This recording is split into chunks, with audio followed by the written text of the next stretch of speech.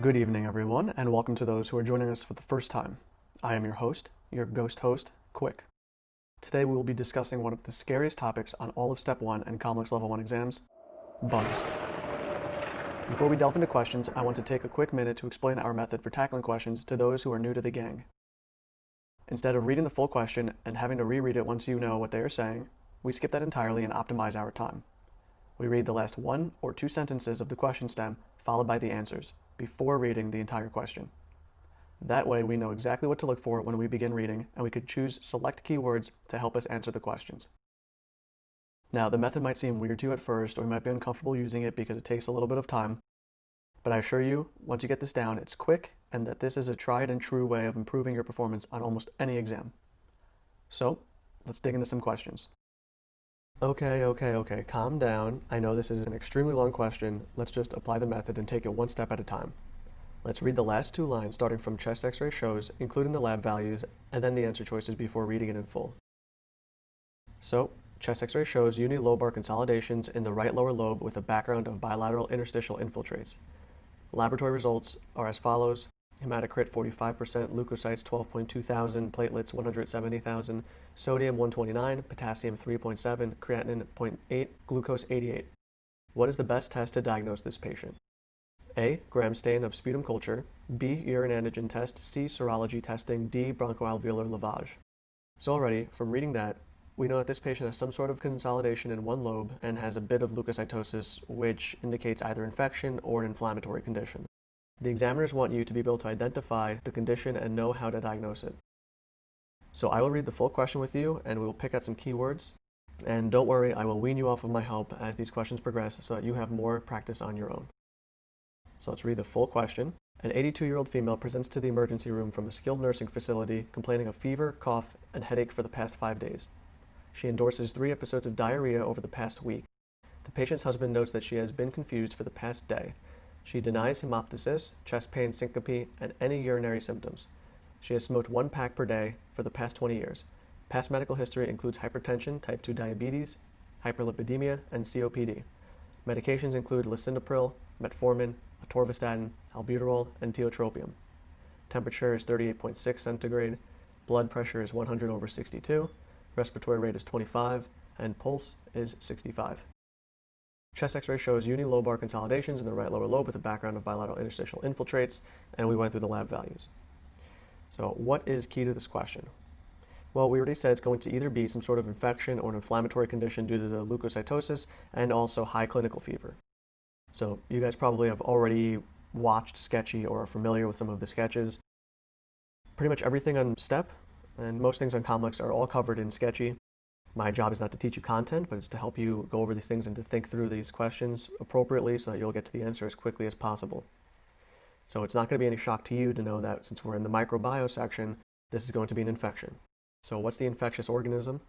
If you don't know this, you should rewatch Sketchy, or maybe you haven't gotten around to it, but if you have a high fever, any sort of GI sign such as diarrhea or nausea, low sodium, and unilobar consolidation, but still an atypical pneumonia kind of picture, which is hinted at with bilateral interstitial infiltrates, then you're looking at Legionella.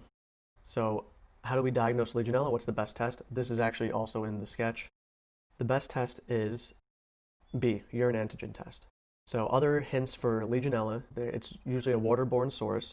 It's also a common cause of COPD exacerbations, although not as common as viral infections. It causes low sodium, diarrheal episodes, and high fever. Let's move on to question 2. Let's begin reading where it says, the patient appears confused. The patient appears confused and lethargic during the interview. The vitals show a temperature of 102 degrees Fahrenheit, BP of 102/68, and heart rate of 102 per minute. You plan to do a lumbar puncture. What cerebrospinal fluid findings do you expect to find in this patient? A. Normal glucose, increased protein, high neutrophils. B. Normal glucose, decreased protein, high lymphocytes.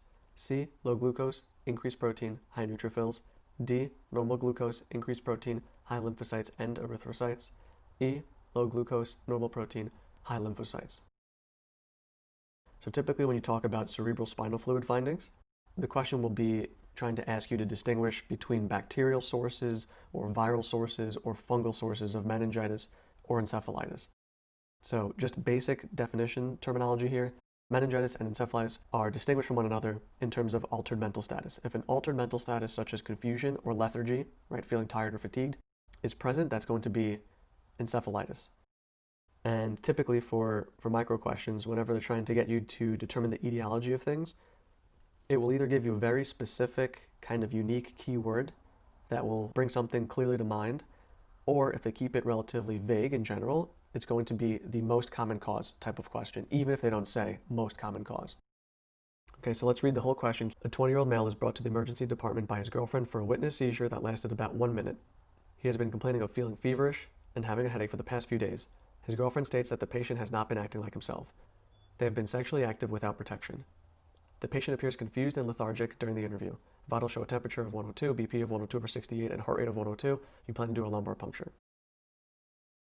So, did they give us anything really specific here? Maybe sexually transmitted, maybe not. He does have an altered mental status, right? It does say confused and lethargic. So we know this is most likely encephalitis. So what's the most common cause of encephalitis? You should be saying to me the herpes virus, right? Herpes simplex is notorious for causing temporal lobe encephalitis. And something sort of unique about that is that this encephalitis affects the temporal lobe in a hemorrhagic way. So we probably know it's most likely herpes, right? It's the most common cause. That's what boards always want you to make that connection. So if it's herpes virus, it's a viral etiology. What does a virus look like in the cerebral spinal fluid? So is glucose high or low or normal? So glucose is most likely going to be normal for viruses, right? Bacteria eat up the glucose. Viruses don't really eat up the glucose. They just hijack the cell's machinery in order to replicate. So it's going to be normal glucose. How about protein? Well, when viruses invade cells, they ramp up the system, making tons of protein. They're trying to get that virion capsule going. They're trying to reproduce, so you actually will have increased protein. Okay, and you should know from just general immunoconcepts, do neutrophils or lymphocytes try to fight off viruses? Okay, you should be saying lymphocytes. So you'll have high lymphocytes in the cerebrospinal fluid. And something pretty unique about herpes is that it causes temporal lobe encephalitis that is hemorrhagic. So it's not just enough to say high lymphocytes. You have to say that there's a presence of erythrocytes as well. So the answer in this case would be D, normal glucose, increased protein, high lymphocytes, and erythrocytes. And that's because HSV, or herpes simplex virus, causes hemorrhagic encephalitis of the temporal lobes. So you're going to find blood and lymphocytes in the CSF. Glucose is going to be normal because it's not like a bacteria or fungi where it's going to be eating up and consuming your glucose. It's going to be normal. And the proteins will be high because it's ramping up your cell's machinery to produce a ton of protein so that it can replicate. So that was a little bit of a tougher question, but this is to get you in the mindset to be able to answer these micro-based questions where it's just kind of a regurgitation of facts and most common causes. Let's check out question number 3. So let's do the same thing for this question. We'll start from on physical exam and then read through the rest of the question. On physical exam, the neonate has diffuse petechiae and purpura. Fundoscopic exam shows chorioretinitis. During the exam, the neonate experiences a seizure lasting 1 minute. What is the most likely etiology of this neonate's condition? A. Hepatitis B, B. Cytomegalovirus, C. Treponema pallidum, D. Zika viridae, E. EBV or Epstein-Barr virus. These are all kind of torch-like infections, right? Things that could be passed on to placenta, and they all have a commonality between them, but they want you to distinguish them, essentially, is what the question's asking. So let's read the entire question. A 24-year-old female at 39 weeks gestation presents to the emergency department after experiencing strong contractions. Patient has not received prenatal care throughout her pregnancy. She denies vaginal bleeding or diminished fetal movements. She undergoes normal vaginal delivery. On physical exam, the neonate has diffuse petechiae, purpura. Fundoscopic exam shows chorioretinitis. And during the exam, the neonate experiences a seizure lasting 1 minute. This is another one of those most common cause questions, only this time it explicitly states it. Sometimes you'll get it, sometimes you won't. We see a lot of torch infections present very similarly. A lot of them present with petechia. Some of them present with chorioretinitis. It really depends. But in this case, the most common cause is going to be cytomegalovirus. Now, what's the reason for that? Well, cytomegalovirus is the most common out of all of these etiologies. So even if they all presented the exact same, which they don't, but even if they all presented the exact same, cytomegalovirus would be the answer. Now, there is some things that kind of hint more towards cytomegalovirus, namely the seizures. It's the most common cause of seizures, mental deficiencies in children. You get those periventricular calcifications. If this is just sound like, Chinese to you, you're going to have to go back and review these topics. The sketches were very helpful for me when I was going through school. and presumably they'd be very helpful for you. Worst case scenario, you just go with the most common cause for these types of questions, and you're usually going to get them right. Okay? So once again, if you have any sort of discomfort answering these types of questions, please go back to Sketchy or go to your content review. You should know that cytomegalovirus does present very classically. There's a petechial rash. Chorioretinitis is also a huge giveaway, right? It's usually between that or toxoplasmosis. And the neonate having a seizure usually indicates that there's some sort of brain malfunctioning or something affecting it. In this case, you most likely have periventricular calcifications that lead to seizures in the neonate. Now we can move on to question 4. So let's start reading from where it says genital exam. The genital exam shows 2 deep ulcers noted to the shaft of the penis with gray base and irregular borders. There is bilateral inguinal lymphadenopathy. What is the most likely diagnosis in this patient? A. Chancroid, B. Chancre, C. Cancer, D. Genital herpes, E. Granuloma inguinale. So you should already see where this question is trying to go. They want you to be able to identify this lesion. They want you to see if you could distinguish between some things that sound the same or may look the same. So let's read the rest of the question now. A 24-year-old male presents to the office with complaints of a painful penile lesion for the past 2 days. He denies any other symptoms including fever and myalgia. Patient recently became sexually active with a new partner last week and denies using protection. He has no past medical history and does not take any medications. His temperature is 37.1 centigrade, blood pressure is 124/72, respirations are 16, and heart rate is 72. Genital exam shows 2 deep ulcers noted to the shaft of the penis with gray base and irregular borders. There is bilateral inguinal lymphadenopathy. Okay, so let's just go through the answer choices really quickly because they all kind of sound the same and it's not super specific, although the question does give you the answer. So, chancroid, what is that? So a chancroid, you should be telling me, is from Haemophilus ducreyi. It's sexually transmitted, so it's usually over the genitals. You get a painful lesion with gray base with or without suppurative inflammation of the inguinal lymph nodes. So the way I remember this, for painful at least, in terms of Haemophilus ducreyi causing a chancroid, Haemophilus ducreyi sounds like Haemophilus do cry, and you do cry when you're in pain. Okay, and then how about chancre? Well, chancre is painless, and it's usually a result of syphilis, right? Treponema pallidum. How about cancer? Cancer is typically some sort of mass. It could be ulcerated, but you would have an underlying mass. You would have weight loss, painless lymphadenopathy. But in this case, this patient has a painful lesion with bilateral inguinal lymphadenopathy and doesn't show signs of cachexia or anything like that. How about genital herpes? Well, herpes does cause a painful lesion, but it does not have a gray base. Basically, there's 3 categories. You have to know what it looks like, if there's pain associated with it, and if there's any sort of lymphadenopathy with it. And that's pretty much how you distinguish between all of the sorts of ulcers or lesions that occur in the genitals, usually due to some sort of STD or STI. Okay, how about granuloma inguinale? So granuloma inguinale is painless initially and has regional lymph nodes that are spared. So you don't have regional lymph node adenopathy. It's a relatively localized condition, and it's caused by an organism called the Klebsiella granulomatous. It becomes a large, beefy red lesion that bleeds easily. And on histology, basically the only thing that they'll really test you on is these things called Donovan bodies, which are just intracytoplasmic cysts filled with safety pin-shaped bodies within macrophages. And they usually use safety pin to describe that, or something like Yersinia, right, which is also safety pin-shaped. So out of all of these, the best answer choice would be chancroid. Right, so chancroid, caused by Haemophilus ducreyi. You do cry when you're in pain. You have a painful penile lesion, a gray base, and you get bilateral inguinal lymphadenopathy. This is a pretty short question, so we're going to read it in full, but just for the sake of saying it on the board examination, you should still apply the method even if it's a short question, unless it's like maybe 2 sentences at max. So, a 52-year-old farmer presents with fatigue, myalgia, arthralgias, and headaches for the past 3 days. He has had a recurrent undulating fever. Past medical history is unremarkable, and he is not currently on any medications. He has a blood pressure of 132/71, a pulse of 92, and a respiratory rate of 15.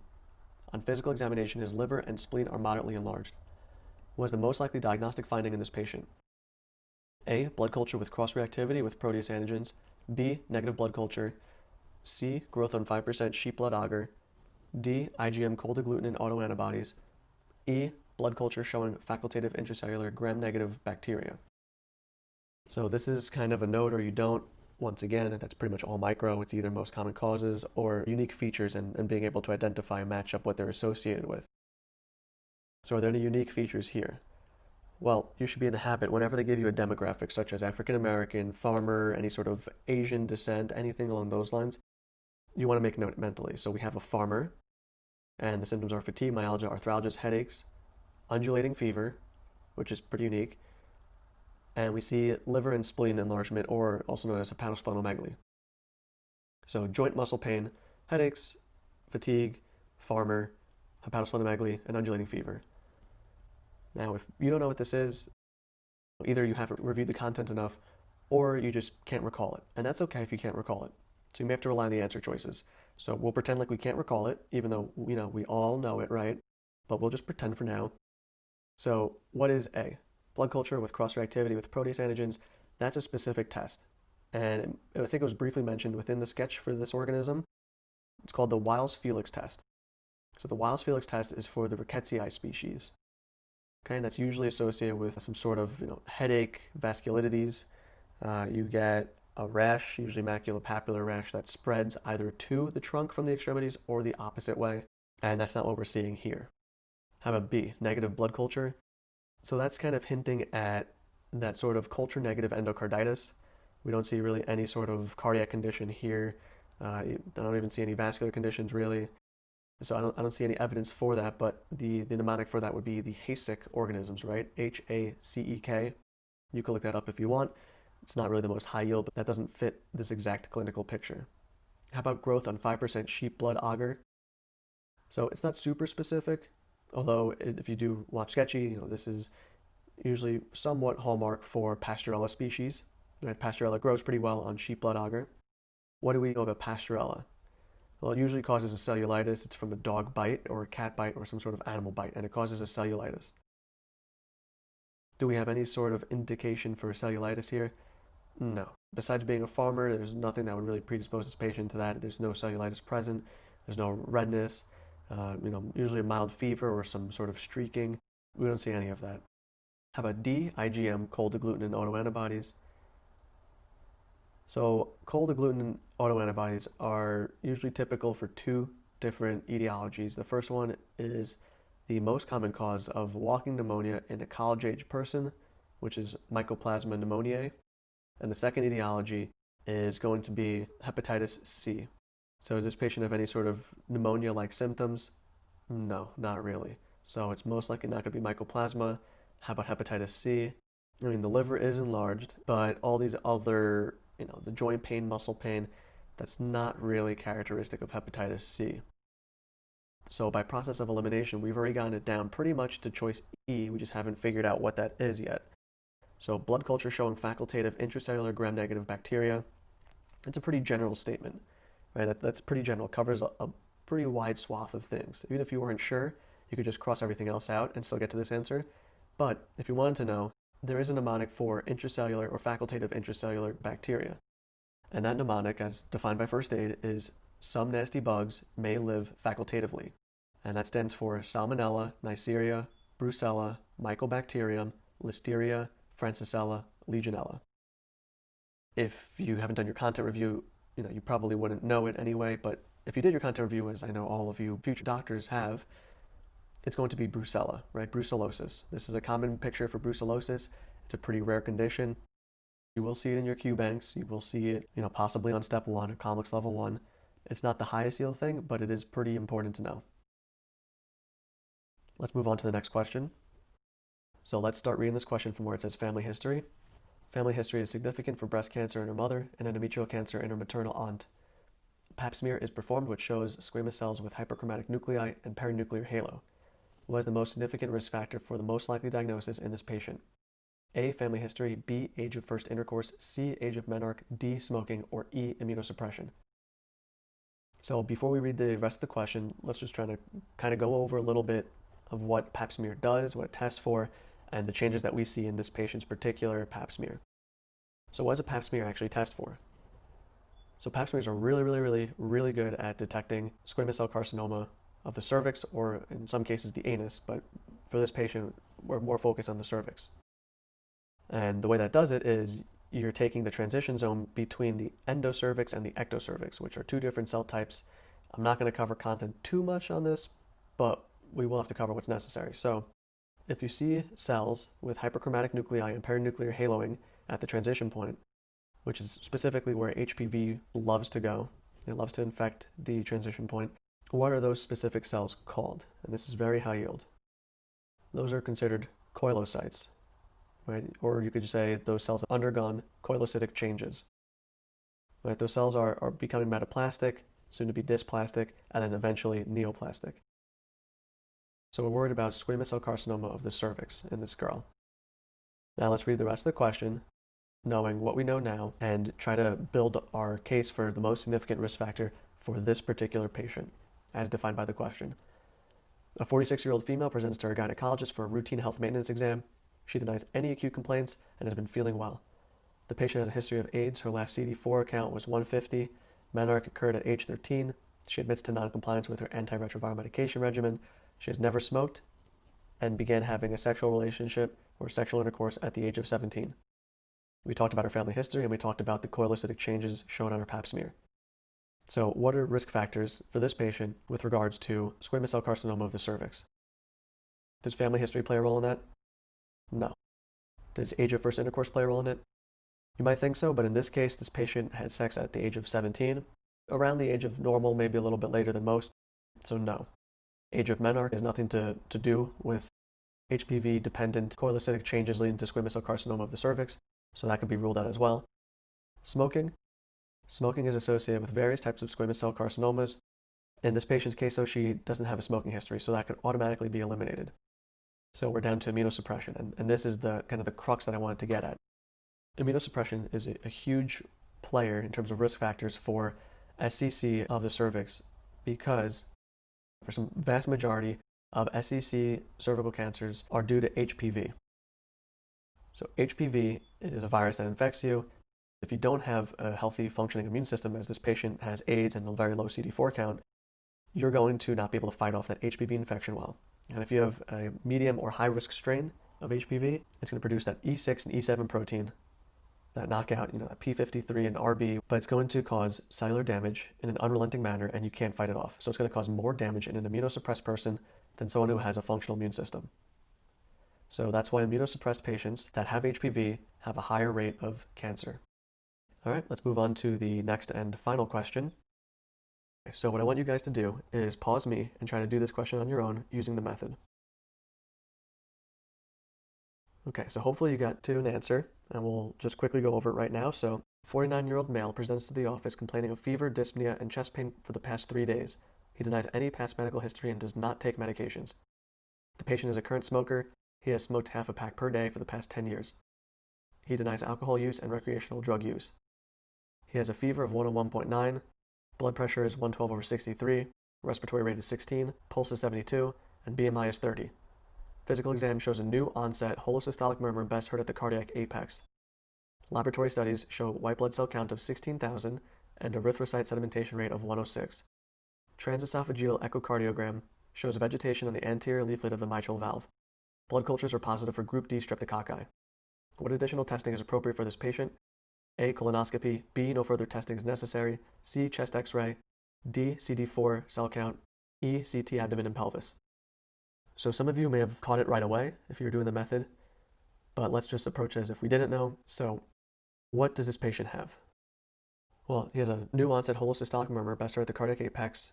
We know it's mitral regurg, right? That's a hallmark description for mitral regurgitation. They even give you that there's a vegetation on the mitral valve. He has a fever, so it's some sort of infection. So this is known as infective endocarditis. So there really aren't too many things they could test you on for infective endocarditis. They could really test you on, the valve affected, which if it's the case of some sort of intravenous drug user, you want to suspect the tricuspid valve.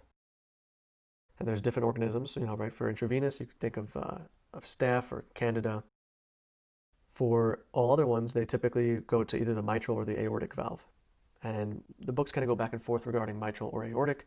In this case, we know for a fact it's mitral, so you don't have to worry too much about making that distinction. On the boards, I don't think they changed it. It's still typically mitral. But one interesting thing is you see it's positive for group D strep in this patient. So this patient has group D strep infective endocarditis. Now there's something very specific about group D strep. So group D strep, also known as strep bovis or strep galolyticus and Clostridium septicum, both of those types of organisms have a very high association with colorectal malignancy. So if you ever have group D strep endocarditis or Clostridium septicum endocarditis, you have to get a colonoscopy to screen for colorectal malignancy. It's just one of those weird associations that boards love to test on, and you have to know it. So like all good things, this video too must come to an end. If you enjoy the content and find it helpful, all we ask is that you subscribe, like, and spread it around to your fellow students. But on a more serious note, don't get disheartened if you're not doing as well as you want. I know this is stressful. I know how difficult this is. You are a hardworking, good person. You will achieve the score you want, and you will be a great doctor. We are proud of you. Thank you for joining us, and keep on working hard. We believe in you.